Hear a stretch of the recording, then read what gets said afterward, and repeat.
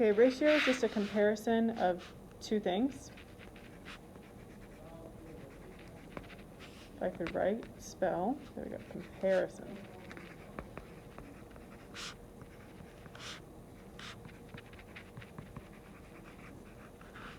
The laptop is being kind of slow right now. Well, actually, it's my screen.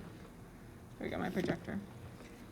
And typically you'll see it written one of two ways. You can have it written like this, where it's in I think that's called a colon. Or it'll be written in a fraction, like that. Today you're going to see some proportions. A proportion is when you just have two or more ratios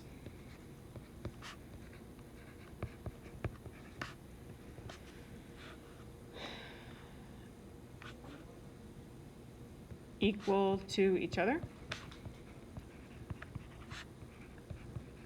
And I should actually say a ratio could be a comparison of two or more things. Because technically, it doesn't have to just be 2, so I'll say 2 plus. It's going very slowly, sorry guys. Equal to each other so that you get something that looks like this. You'll have this ratio equal to that ratio. Basically, two fractions equal to each other. To solve proportions, you are going to cross multiply. This might have been something, hopefully, you learned in middle school.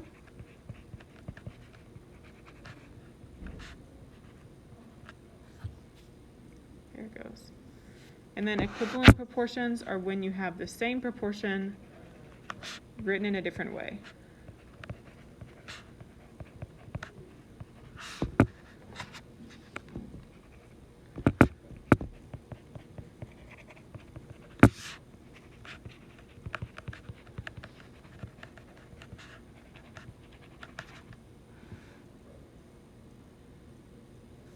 So like if I took this top one here, I could rewrite it as, if I did C over D equals A over B, just like switch the order. It's still the same thing, it's just rewritten in a different way.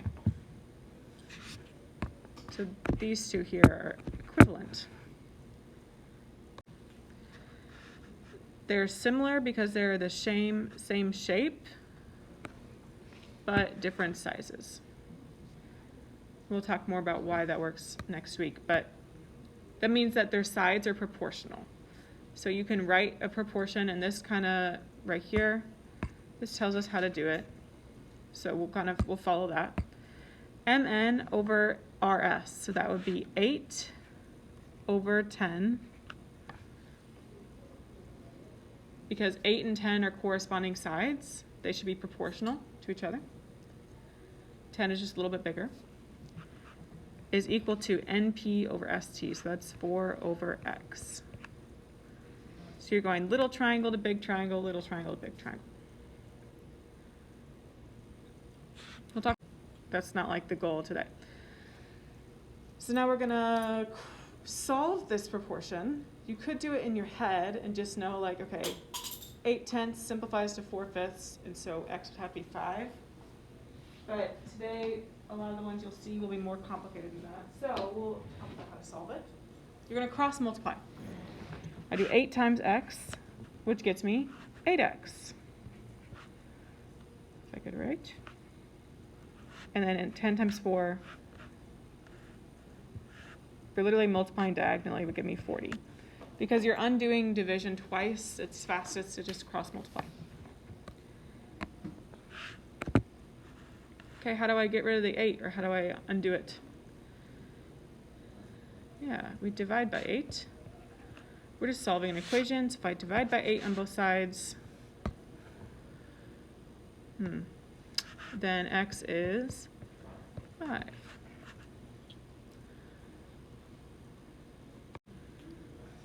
This problem says to write two true proportions, so we're going to write 2 more that are equivalent, and we're not going to solve them because we already know x is 5. Another way I could write this same proportion is by doing, if I do 10 over 8, so I'm just flipping it upside down now. If I do 10 over 8, then Christian, what would my other fraction have to be? 10 Yeah, it has to mimic it, right? So if I do 10 over 8, I'm doing the big triangle over little triangle, so then you have to do that again, big over little. It says to write 2 more. So one more you could do, we just did this earlier, is where you just flip-flop them. If I put x over 4 in front, and that's equal to 10 over 8. So there's not one right way to write a proportion, and you can like switch things around. You just have to make sure that the corresponding parts go together. We'll talk more about why this is true later, but BD over DA is equal to BE over EC. So we're going to write that proportion. If you look on the diagram, BD is just that section, which is not X, right? Because X is actually the whole side. So it means to get BD, you actually have to do X minus 3. X minus this bottom side here, which is 3. Okay. Over DA, which is 3, equals BE over EC, so that would be 18 over 6.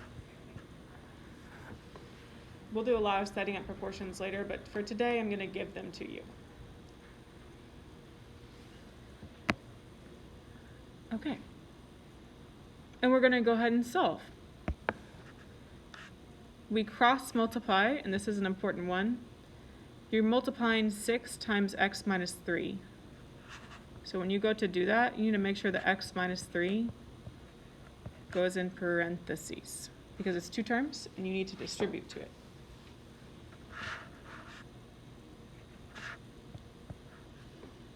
And then we multiply across again, and we do 3 times 18.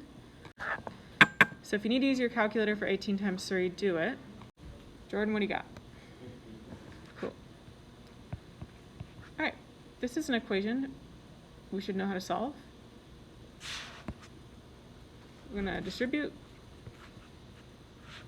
which gets us 6x minus 18 equals 54, and I made sure to not leave myself room. Whoops.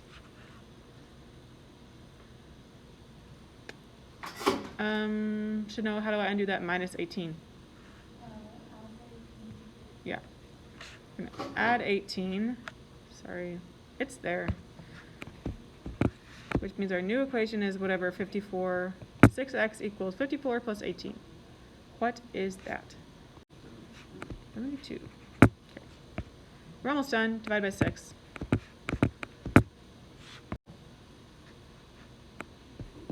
Okay, x equals 12. Which is lovely, but that's actually not your final answer. It says find BA and BD. So that means that if you look at your sides over here, BA is this whole thing. So that's x. So BA is 12.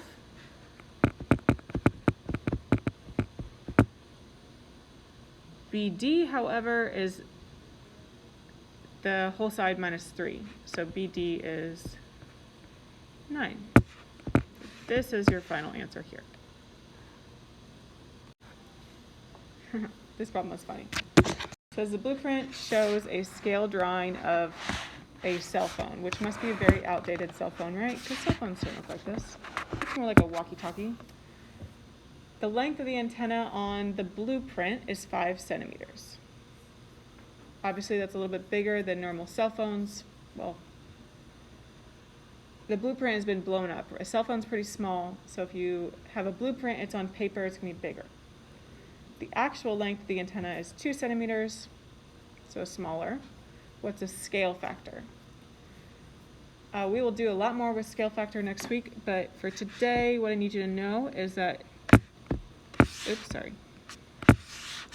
you would take the image, so whatever your new shape is, or your new figure, and divide it by whatever the original is. Basically, what you're trying to do is figure out, if I go from 2 centimeters to 5 centimeters, what am I multiplying by? So the blueprint is 5 centimeters, so that would go on the top of the fraction. the original or the actual cell phone is 2 centimeters, which means if I were to, like, this will be a good answer because this fraction cannot be simplified. But if you were to actually divide it and get the scale factor, 5 divided by 2 is, I think, 2.5. So it means that scale factor is 2.5 because if you go 2 times 2.5, you get 5, which is the same thing as this fraction. So for the sake of today, leave it as a fraction, but next week you'll start seeing, we'll do more of a scale factor. At the bottom of this page, you should have some space. I'm going to have you add a few things to the bottom of page 4, just like in that empty blank section. And it's going to be about simplifying the ratios.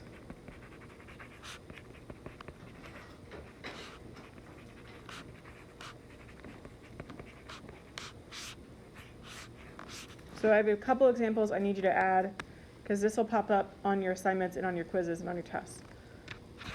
Let's say I give you a ratio of 76 centimeters to 8 centimeters. I would like you to simplify that just like you would simplify a fraction.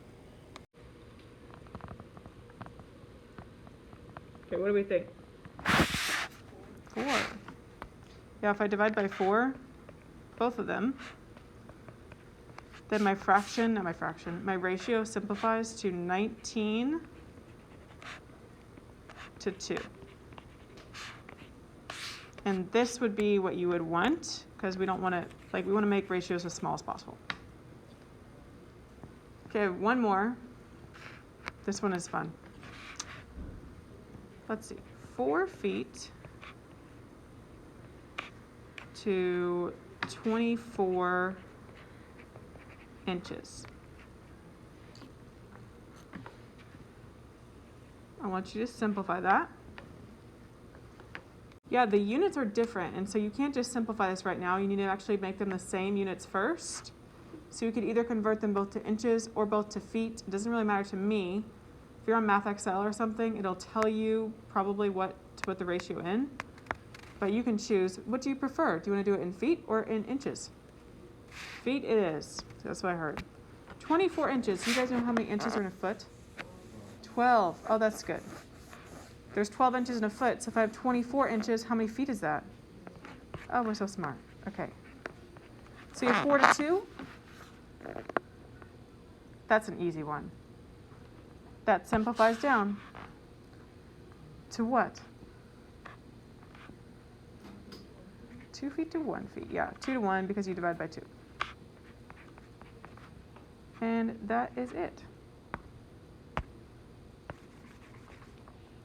On page 6, there's a big empty bottom half of that page, and so we're just going to put it there. Bottom third, maybe, because this is something I'd like you to have. So bottom of page 6, add this example, please. The first thing you should always do is draw a picture, right? And we're now in part of the year where drawing a picture is more important than ever because I'm not going to give you pictures very often. So we have B, C, D. In math, what do we do if we don't know what something is? X, or a variable, right? So I don't know what the angles are, right? So I'm going to use a variable, but I can't just use X on all of them. I know they have a relationship, so I'm going to put 2X, 3X, and 4X. 2 to 3 to 4. And hopefully you remember this from earlier this semester. The angles of a triangle add up how much? 180. So if I add up these 3 angles, they should be equal to 180. And you can solve this, and I'd like you to do this on your own, actually. Combine like terms and solve. Once you know what X is, you can plug back in and find the angle measures. Go for it.